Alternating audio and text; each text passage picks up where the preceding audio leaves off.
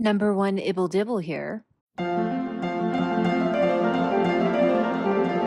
Disclaimer, just like part one of this series, this video is only tangentially about Meghan. It is about the United States. It's about the charity industrial complex and how founders of charities like Meghan and like Reshma use them for self-dealing and self-promotion. This is the longest video I've ever posted. I didn't want to break it into two parts because I know most of my audience is not interested in this. But if you are, thank you for listening. So in part one of this video, we left off questioning why Meghan and Reshma have chosen to form a charity to help professional women rather than the neediest working women, questioning why they think the best way to help any working woman would be to simply ask her employer to self-regulate more kindly, and questioning the sketchy 25,000 families served figure, which specified neither how or how much these families were quote-unquote served. Something tells me these families don't have it their way, to use more tone-deaf fast food restaurant taglines. Do you think these ladies are skimping on marketing because it's a charity? Or do you think they think we're that dumb?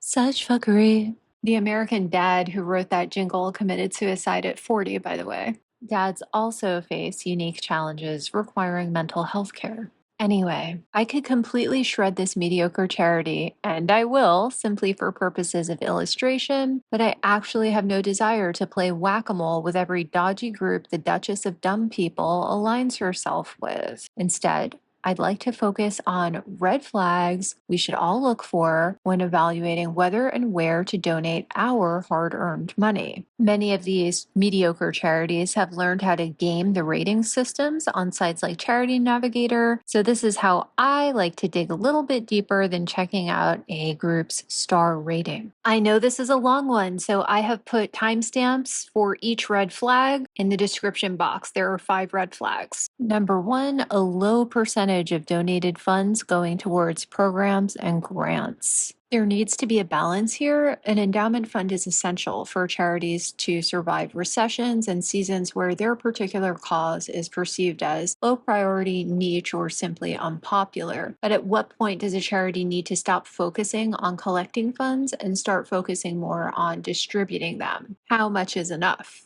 This is really something that needs to be examined on a case-by-case basis, so let's pull up the 990s for moms first, which is what the Marshall Plan for Moms has changed its name to since the October interview. Oh, oopsie-daisy, there are no 990s for moms first, because it's been rolled into Girls Who Code, a charity it has nothing in common with, except for its founder, Reshma Saujani. That alone to me is a red flag. Reshma is a highly educated, very experienced attorney who knows how to do things the right way. I don't know why she wouldn't just set this up as a separate charity. Opacity seems like the goal here, not an accident. Anyway, let's take a look at the Girls Who Code 990s. Now, the Marshall Plan for Moms was founded in 2020, and the most recent filings for Girls Who Code is from 2020, so I don't expect to see anything about the Marshall Plan for Moms on there. We are trying to get a general idea of how Reshma runs her charities. Overall, I would say Girls Who Code is run very well. Fundraising expenses account for only around 6% of the total revenue. Executive compensation is reasonable. Moreover, the executive team is solid. It didn't change much over the 4 years I looked at, which is a good sign. I don't think Reshma herself is pulling too much money out of the charity as salary. Things got a little wild in 2019, but she toned it down for 2020. This is around what she would have made at her last corporate job anyway, as Deputy General Counsel for Fortress Investments. So there's nothing sketchy going on with Girls Who Code. What we can see is that the percentage of support coming from public donations is always between 86 and 88%, with a further 5 or 6% of revenue coming from government grants. Although in some early years, it looks like they made between 3 and 6% of their revenue on sliding scale fees and merch sales, but they've stopped doing that. Only a very small proportion of their annual revenue, 1.4% in 2020, is coming from returns on investments. With the exception of 2018 to 2019. They are stacking around $10 million a year and providing services. So money actually really spent on the cause at around $10 million a year. I see a not insignificant drop between 2019 and 2020 spent on the cause from 12,950,000 down to 8,480,000. However, I believe that can be accounted for by school closures, et cetera, during COVID. I don't think it's a big deal. But yeah, over time, there's this obvious practice of stacking $10 million for a rainy day every year. I'm not saying charities shouldn't have lots of cash on hand. And I'm definitely not saying charities should be investing the majority of their cash or making risky investments or anything like this. But Reshma worked on Wall Street for a million years. She knows what's up. I think this particular group is at a turning point when it's time to try to make enough money for the interest to at least cover executive compensation rather than raising those salaries from public donations. And it looks like instead of doing that, they started this Marshall Plan for Moms thing. I don't know. We won't be able to tell for a couple of years until we see those 990s. I hope that's not the case because people deserve to donate their dollars to causes they believe in. Girls Who Code and Marshall Plan for Moms are very different causes. On first impression, I support both, but I want them to be separate causes. If I donate $5,000 to Girls Who Code in May, I want a 14-year-old girl with a fresh little laptop learning to code in September. I don't want that money to be stacked away for 3 years from now when there's a recession and people aren't donating anything, but Reshma still wants to pull a salary. I don't want that money spent on marketing efforts I deem incompetent or legislation I consider unrealistic. And that seems the very purpose of making Moms First a campaign of Girls Who Code rather than its own charity. The only little thing that bothered me about their tax filings was money spent on political lobbying. I saw that in 2019 and 2020, respectively, they spent just short of $250,000 on quote unquote political lobbying. Perhaps these are costs related to the Marshall Plan for Moms in its first incarnation. It's impossible to tell from the 990 where it's marked as other expense. I hope that's what it is because I don't want my charities donating to political campaigns. And if they are donating to political campaigns for some obvious reason, I would want a lot of transparent, accessible information about that on their website, which the Marshall Plan for Moms and Girls Who Code does not have. I'm hoping these expenditures were just to have the bills that they had introduced in Congress, the Senate, local state senates, and city councils written up in the proper ways, plus a couple lunches with the relevant politicians to sponsor them. That's fine.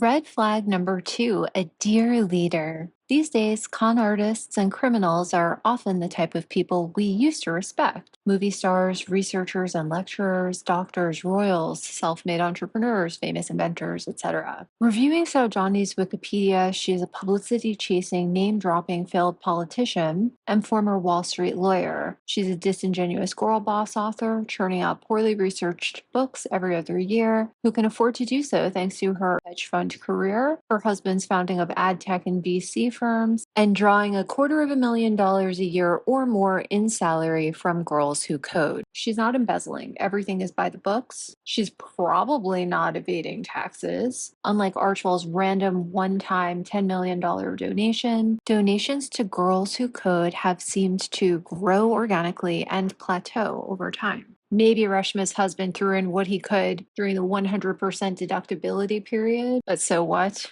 The big question I find myself wondering after reading every last word and attachment on the Moms First website and every available news item on Reshma is, are her books, political involvement, and self-promotion truly in the service of forwarding the Moms First agenda? Or is the entire Moms First campaign just another tool for Reshma to promote herself, sell more books, land more media appearances discussing political issues, network with more movers and shakers in business and politics, effectively promote herself without looking like she's promoting herself because she's speaking on behalf of the Moms First charitable campaign and indeed working moms nationwide? Is it so she can set herself up in an even better place for future political runs, corporate consultancy work, and or power broking between the two spheres? I think it's quite possible that Meghan sees in Reshma a role model of sorts with this Clinton Foundation Junior setup.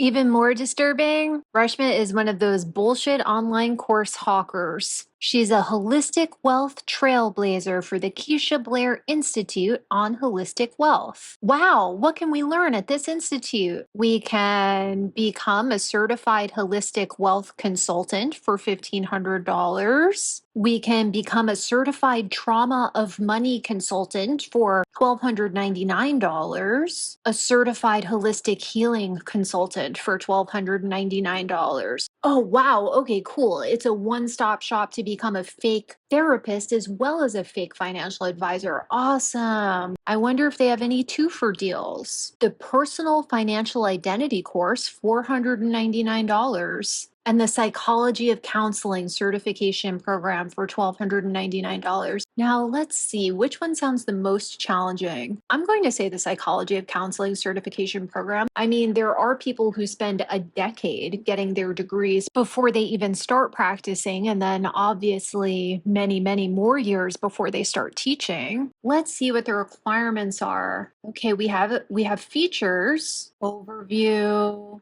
curriculum, instructor. I don't see any requirements. No prereqs to become a psychology of counseling certificate holder. You can help people understand and accept themselves, their behaviors, and bring about change in the lives of people in need of help with zero qualifications. Who knew? Separate the charities, separate your charity work from your political work. If the over $250,000 per year you pull as salary out of Girls Who Code from public donations is not a good enough living for you, find a more ethical way to make more money. I'm not interested in throwing good money after bad. Red flag number 3, a focus on corporate relationships rather than serving real people who were documented in testimonials. Anyone whose child received life-saving surgery at St. Jude's is happy to make a video telling their story and thanking the hospital. You can find literally hundreds of videos and blogs and news stories about it. Supposedly, the Marshall Plan for Moms has served 25,000 families, sponsored by the Duchess herself. But I don't see evidence of a single one, even on their own website. I do see a lot of corporate sponsors, companies infamous for treating employees in ways that don't at all match the stated goals of the Marshall Plan for Moms. It's very convenient that companies can treat their own employees like shit as long as they have their logo on the website of a charity founded to convince companies to not treat employees like shit, right? So meta. There are 3 pieces of paper, if you will, that the Moms First website waves around to make us look over there. The first is a report they commissioned from McKinsey, making the business case for childcare, statistically demonstrating that, quote, amid the Great Resignation, expanded childcare benefits can help companies attract, retain, and advance women in the workforce, end quote. It probably costs around $1 million because that's amateur hour at McKinsey. So of course the report is high quality and accurate, but for McKinsey, this is very superficial. The presence of this report is supposed to convince us that Moms First is pitching corporations on offering childcare-related benefits to employees with the understanding that it makes those employers more attractive bosses. One example they celebrate is Bank of America's $275 per month distribution offered to all employees paid under $100,000 per year. While that's not near enough to cover the monthly cost of childcare, that's not even enough to cover the weekly cost of childcare in most situations. It nevertheless helps Bank of America gain and retain good employees in a job market where most employers offer nothing at all. Thing is, Fortune 500 companies don't need Reshma to hire McKinsey to tell them this. They've likely already done it themselves. They're simply pretending to be convinced by her incredible evidence-based moral argument. We know big corporations are not really interested in helping low-paid moms. The question is Moms First interested in helping low-paid moms or interested in helping these abusive corporate employers? Also, why in the world would I donate my money to pay for their dumb McKinsey report? The second piece of paper they're waving around is called the Playbook for Employers, which sort of spells out the McKinsey report into 10 commandments regarding the employment of working moms. Number 1, give us control over our schedule. Number 2, support us with childcare. Number 3, own your role in shaping dynamics at home. 4, prioritize mom's mental health. 5, close your gender pay gap and pay moms fairly. 6, root out the motherhood penalty. 7, don't rush new moms back to work before they're ready. 8, provide better on-ramps to bring moms back to work. 9, guarantee paid sick leave. And 10, advocate for moms publicly. Okay, that really spells out the gold standard for ethical employment, doesn't it? If Moms First provided some sort of seal of approval for ethical employers that motivated companies because it was extremely tough to acquire but would guarantee the cream of the crop of employees at all levels in perpetuity, basically, because it's a total 180 from current American corporate practice. Awesome. Thing is, it doesn't. There's no process of review and certification for companies. There are no specified standards. There is no seal of approval. Rather, if a company donates money to Moms First, they can join the third little piece of paper they're waving around, the National Business Coalition for Child Care, and have their logo displayed on the Moms First website. Quote, coalition members have an interest in pursuing solutions that equitably provide childcare supports for employees, demonstrate willingness to take action, increase transparency by sharing their policies, data, and best practices, and speak out publicly on the importance of childcare to U.S. economic health and competitiveness, and normalize the challenges of working parents. Leading organizations include Archwell, Athletes Unlimited, Etsy, Fast Retailing, Gibson Dunn, Harvard University, Patagonia, and Synchrony. End quote. Okay, well, absent formal standards, let's read some non-fake Glassdoor reviews of these employers to see if they're practicing and working towards the 10 Commandments. In the interest of fairness, I'm only reading reviews written within the past 2 years that other Glassdoor users, presumably the reviewers' past or present colleagues, upvoted most. There are also obviously an endless number of these, so I'm just going to give a few representative examples from a few of these companies. I'm also going to only read the relevant sections because obviously the ins and outs of software engineering and brand opportunities are irrelevant to us. Etsy, 2 stars. Current employee. Pros, higher than average amount of women in management and as ICs. Cons, compensation is low and Etsy constantly underpays, sometimes as much as over 20% compared to a market rate in major cities. There is a strict no negotiation rule amongst HR, which applies to both comp for potential and current employees. For women and trans individuals, you are constantly tone policed and treated with higher expectations than the norm, which is ironic given the stated values of the company and high level of women in management. Although one could note that many of them are merely cis straight white women. Advancement as an IC can be difficult, especially for higher level ICs. ICs have been told that their workload has now doubled permanently with no increase in headcount. I've seen younger ICs work weeks in excess of 50 to 70 hours. The company used to mandate company-wide days off at least 1 to 2 times a month, but quietly got rid of them as too many people had to work late or on weekends to accommodate them. Fast Retailing, 3 stars, current employee of over 6 years. Pros, international exposure to business processes and laws in different regions of the world. Cons, their antiquated need to have all senior leadership be in Japan is not helpful to people trying to future their careers within the company. Also, the lack of opportunities for women, anyone over 35, and anyone who is not Japanese will force highly qualified people to seek opportunities elsewhere. The expectation for people to work an 8.5-hour day and then additional hours to attend meetings with Japanese resources, but not requiring the same dedication from Japanese team members is also a con. Last one, this is my favorite. Harvard University, 1 star. Current employee more than 8 years. Pros, access to the libraries. Cons, it's a hellish place to work. The administrators are anti-intellectual and so undermined all research-oriented work. HR routinely assigns far more duties to the lowest salary grade than can possibly be accomplished during the standard 35-hour work week, resulting in forced unpaid overtime to not get a bad annual review. Compensation has declined every year for 8 years. There are 0 cost of living raises, and each year benefits covered are reduced, thus increasing the out-of-pocket costs for medical, dental, and vision healthcare substantially. You are open to a class action wage theft lawsuit by HR's treatment of grade 56 employees alone. I only hope it comes soon enough for me to get back pay. So again, I ask, is the purpose of Reshma and Meghan's charity to help moms and dads get better child care and better mental health care from their employers? Or is it to help abusive corporations save face while offering insufficient pay and or benefits, and provide a tool for these abusive corporations to attract replacements for the good employees they've squandered in return for annual membership fees in their national business coalition?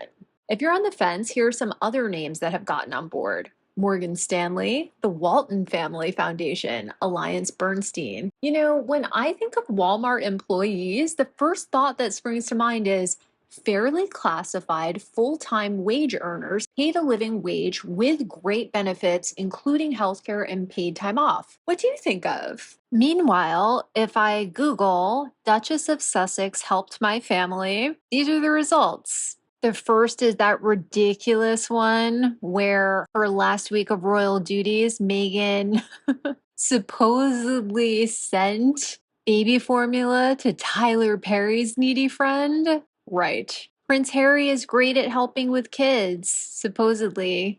That one's from the Archetypes podcast about their busy mornings. Meghan Markle steps out for LA lunch with Archibald team. Who knows? Maybe she even treated them to lunch. Wowzers. Oh, she backed that cookbook project way back when she first married him. Prince Harry, my family helped drive me and Meghan out. We've heard that somewhere. Prince Harry, I always felt different to rest of my family. Shame. Prince Harry asked, are you harming your family? Prince Harry and Meghan win award for limiting family to 2. Blah, blah, etc. Is there a single testimonial from a single real family anywhere in the news or on social media about how the Duchess of Sussex helped them through any of her supposed charitable efforts?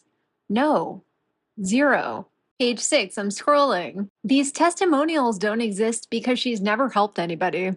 Red flag number 4, a focus on celebrity endorsements and attempts at creating viral social media moments instead of grassroots marketing. In February 2021, they ran a full-page ad in the Washington Post promoting a bill they had sponsored in Congress, which I'll talk about shortly in the next point, signed by 50 famous male allies. They did the same thing in January 2021 in the New York Times, but signed by celebrities of both sexes. I don't know. I think people care less and less about what celebrities think and no longer believe titans of industry are hardworking or ethical. Furthermore, there are simply a lot more semi-famous people than there used to be, and a lot of them showed up as signatories on these letters. I don't think this style of ad has the impact it might have had 75 years ago, and it also just wasn't done correctly as far as ad campaigns go. Consistency in messaging is key. Tiffany, the famous jewelry store, held the A3 ad in the New York Times, so the first inside right page after you open the paper, for 125 years running, from 1896 to 2021. It was pulled by their new communications head, Alexandre Renaud, the 28-year-old Parisian who is obsessed with hype beasts and I believe is making a mistake. But anyway, that's the reason. It's not just tourists who saw the Audrey Hepburn movie and come to New York on their honeymoon who shop there. New Yorkers buy from Tiffany's thanks to their consistency over time. If Moms First wanted to show how many high-powered allies they have who agree with them 100%, they need to be doing it more or less the same, an ad with new celebs, new execs, everyone signing, everyone writing a personal essay or letter or anecdote about how this could have changed their lives before they became so terribly successful, every week or every month consistently.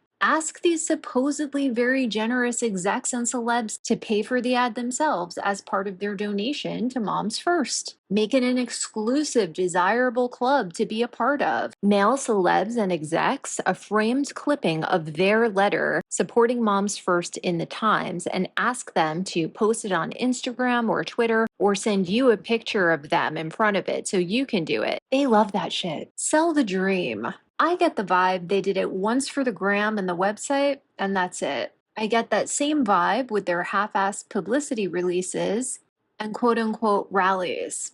This is not a rally. This is a high school civics club field trip to Washington, D.C. And of course, the rights they were rallying for, keeping paid leave in the Build Back Better package and making the expanded child tax credit permanent, were stripped out of the laws and came to nothing. If you're focusing on celebrity marketing, fly out some celebrities. If you're focusing on grassroots marketing, you've got to spend at least 60 days building momentum. This is suspiciously incompetent. Meghan's October 2021 letter to Chuck Schumer and Nancy Pelosi on behalf of Moms First definitely suffers all these flaws. She's not highly respected as an intellectual or artist. In fact, she loses a lot of mass appeal as a woman who married rich and flaunts it every day. Americans in general are not impressed by titles, gold jewelry, or fancy stationery. These efforts are not the worst thing in the world, but they're obviously a lot more about Meghan and Reshma promoting themselves than promoting this cause. The culture section of this site is also laughable. They tried to start a Father's Day Twitter hashtag Dad's Doing Drop Off, which predictably went nowhere, and I can't imagine garnered them a single donation. Another strange attempt at viral social media marketing is this.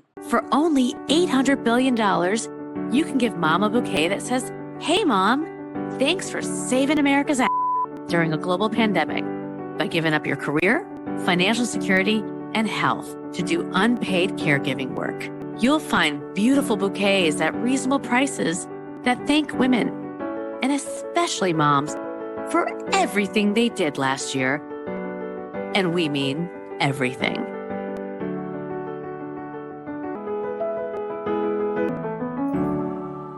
And here she takes it a step further, partnering with sterling charities like Oxfam, Brain Dead Mommy Blog, Scary Mommy, random celebrity Amy Schumer, and politicians like Grace Monk.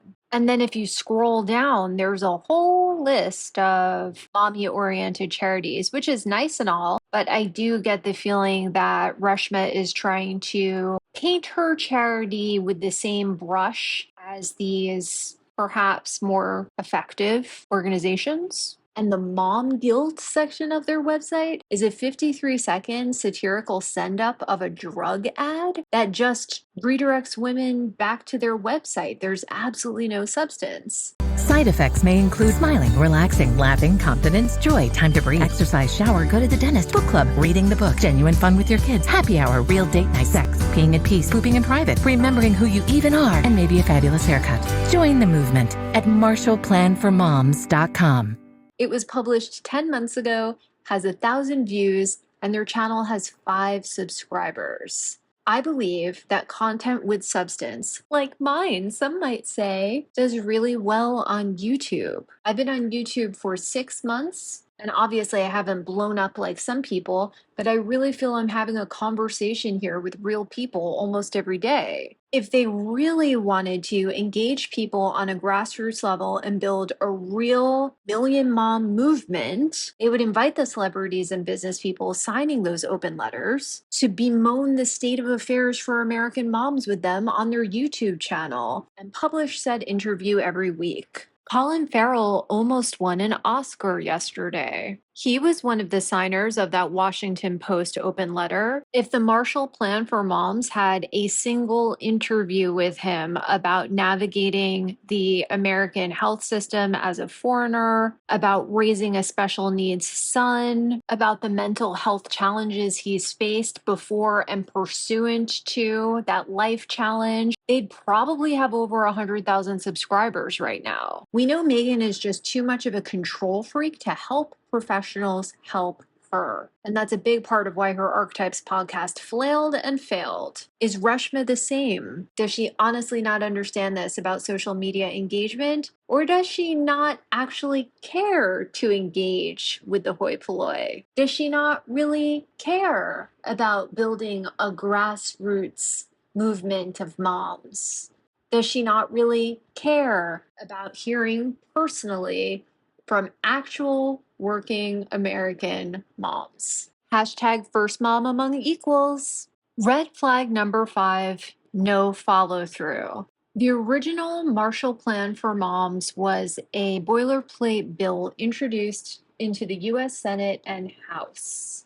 It demanded, quote, number one, a robust paid leave plan, which is essential to securing the physical health and financial health of families, including emergency paid leave policies that would create a path toward permanent paid leave solutions. Number two, funding to rebuild and stabilize the childcare industry, which is essential to economic recovery and bolstering women in the labor force. Number three, major investments in our education systems, which must be made in order to safely reopen schools and campuses, providing funding to support and protect the safety and health of educators, support staff, students, and families. Number four, recurring child benefits and expanded and improved child tax credit and earned income tax credit to help reduce child poverty and provide economic security for families. Number five, an expanded unemployment insurance program that benefits struggling workers, including those experiencing long-term unemployment. And number six, access to mental health support for mothers, which is essential to maintaining the health of the family. This bill was just 7 pages and rather general, as you can see. So even though it had a bunch of prominent sponsors and went to several committees, it died in committee, as 90% of bills do, over a year ago and has not been reintroduced. The big ideas are important, but the brevity, non-specificity, and reluctance of multiple committees to amend and debate it has me wondering if it was sincere or a disingenuous PR stunt or somewhere in between. Reshma Saujani, the failed politician, the woman who ran for New York State Congress and lost, the woman who ran for public advocate in New York and lost, playing politician. I just think